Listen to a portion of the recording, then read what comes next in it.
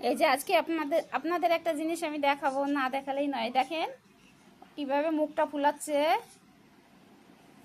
এগুলো কি আমাকে একটা দাদা পাঠিয়ে দিয়েছে এইগুলো। আর এই যে শোল মাছ, এই যে আমি এগুলো আপনার একটু দেখাই। এই দেখেন কত বড়, আর পুরো তেল তেলে আমার হাত বেয়ে উঠে যাচ্ছে।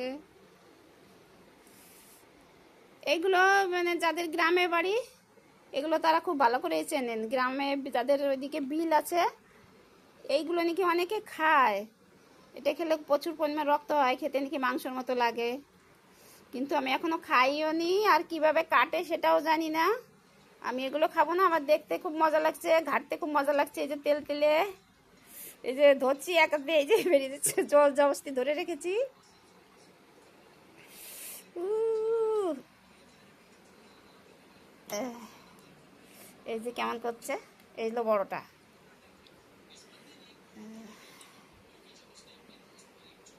কারা কারা খাবেন এইখান থেকে এসে নিয়ে যান। আর যদি না লোক না পাই, তাহলে আমাদের এখানে পুকুর আছে, কিছুটা এগিয়ে আমি পুকুরে গিয়ে ফেলে দিয়ে আসবো।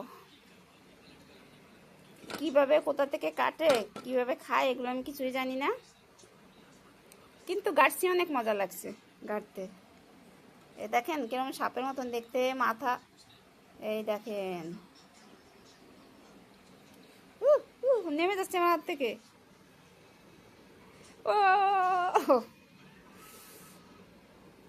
ওরে বাবারে, ধরে রাখতে পারছি না। এই যে কিভাবে নেমে যায়।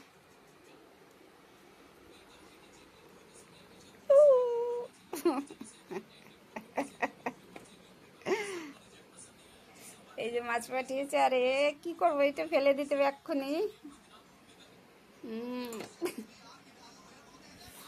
ওরে বাবা, এই যে কেমন করছে।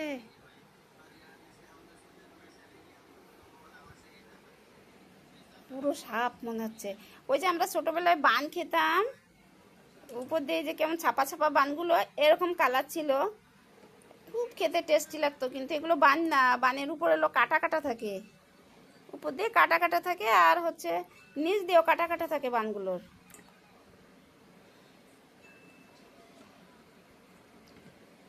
এবার আমি রেখে দিয়ে ফেলে দেবো। এই যে নেমে যাচ্ছে বেয়ে বেয়ে, দেখেছেন অবস্থা।